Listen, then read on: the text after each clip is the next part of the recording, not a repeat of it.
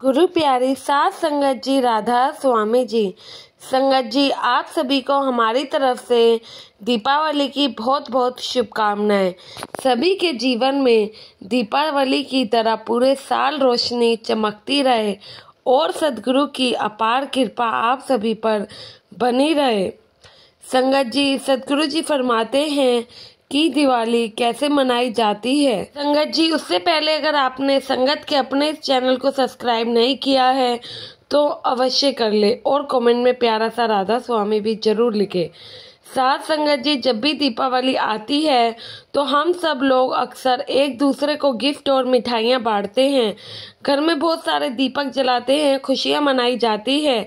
लेकिन क्या हम दिवाली वाले दिन उन महापुरुषों को याद करते हैं जिनकी वजह से हर घर में दीपक जलाए जाते हैं?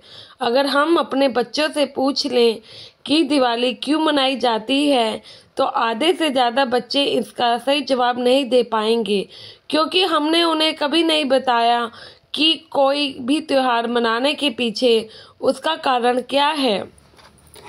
ऐसे ही किसी ने बाबा जी से एक बार पूछा कि बाबा जी, हम सब सत्संगी हैं तो क्या हमें दीपावली मनानी चाहिए? तो बाबा जी ने बड़े ही प्यार से समझाया और इस सवाल का जवाब दिया कि बेटा, बड़ी खुशी से मनानी चाहिए। लेकिन दिवाली मनाने के पीछे का हमारा मकसद सिर्फ एक दूसरों को गिफ्ट देना, मिठाई बांटना या फिर नए कपड़े पहनकर पटाखे जलाना नहीं होना चाहिए। हमें दिवाली वाले दिन उन महापुरुषों को भी याद करना है जिनकी वजह से आज हम सब दीपावली मनाते हैं। बाबा जी आगे फरमाते हैं, हिंदू दिवाली इसलिए मनाते हैं क्योंकि दिवाली वाले दिन श्री राम जी 14 साल का वनवास काटकर वापस अयोध्या लौटे थे। और सिख दिवाली इसलिए मनाते हैं क्योंकि इस दिन सब गुरु घर लौटे थे। हम इन महापुरुषों को तो याद करते नहीं है, लेकिन कह देते हैं कि हमने त्योहार मना लिया है।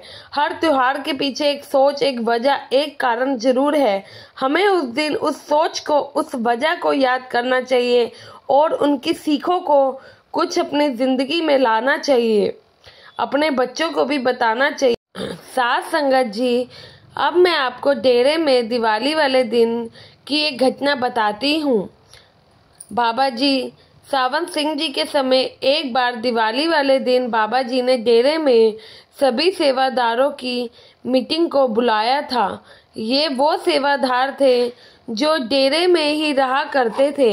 बाबा जी ने सेवादारों से कहा कि आज दीपावली है और आप सब अपने घर जाकर दीपावली मना सकते हैं अपने परिवार के साथ, क्योंकि यह खुशियों का त्योहार है। तो आप अपने परिवार के साथ यह खुशियों का त्योहार ज़रूर मनाएं। जो सेवादार घर जाना चाहते हैं वे खुशी से जाएं। तो बाबा जी की इस बात को सुनकर सभी सेवादारों ने अपने बैग को पैक किए और डेरे से अपने घर की तरफ निकल पड़े। लेकिन इन सभी सेवादारों में 2 सेवादार डेरे में ही रुक गए।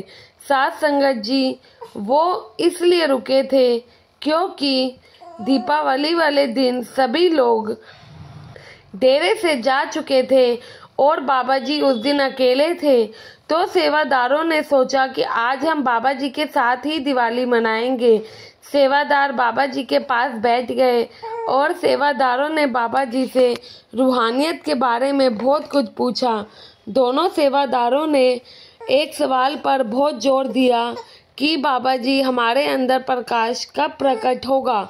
हम मेहनत बहुत करते हैं लेकिन अभी तक हम कामयाब नहीं हो सके हैं। तो हमारे प्यारे सद्गुरु जी फरमाते हैं, बेटा तुम लोग गिनती क्यों करते हो कि तुम्हारा गिनती करना बहुत ही गलत है।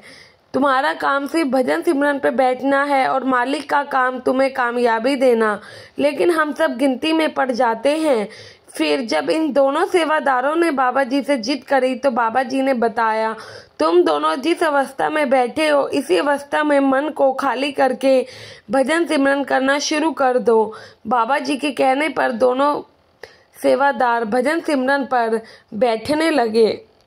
बाबा जी ने उन दोनों पर ऐसी कृपा करी कि उनकी सूरत रूहानी मंजिलों में पहुंच गई और उन्हें सब कुछ दिखाई दे गया।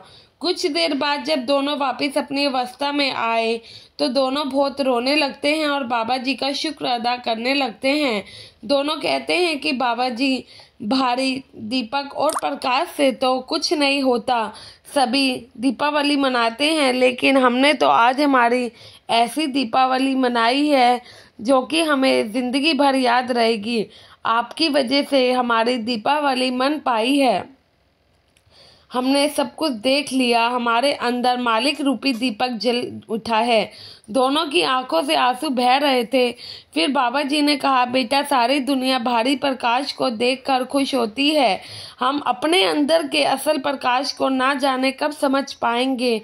किसी को भी चिंता नहीं है कि हमें अपने अंदर का प्रकाश ढूंढना है। जिस दिन अंदर का प्रकाश दिख गया उस दिन भारी प्रकाश फीका लगने लगेगा।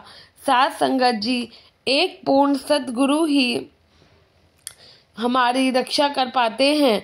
अगर उनकी मौज हम पे हो जाए तो एक पल भी नहीं लगता कि हम सब कुछ हासिल कर लेते हैं जिसके लिए हम परमार्थ में आए हैं। लेकिन अगर बिना कड़ी मेहनत के हमें वो चीज़ मिल जाएगी तो हम उसे नहीं संभाल पाएंगे, ना ही हमें उस चीज़ की ज़िंदगी में कभी भी कदर होगी।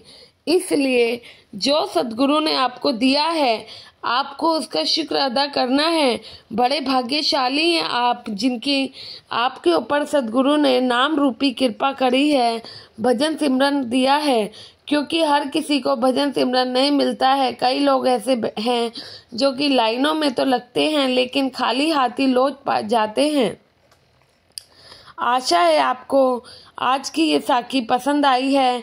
संगत के अपने इस चैनल को सब्सक्राइब अवश्य कर लीजिएगा और कमेंट में राधा स्वामी भी जरूर लिखिएगा। गुरु प्यारी साथ संगत जी विदा लेते हैं। आप सभी को राधा स्वामी जी।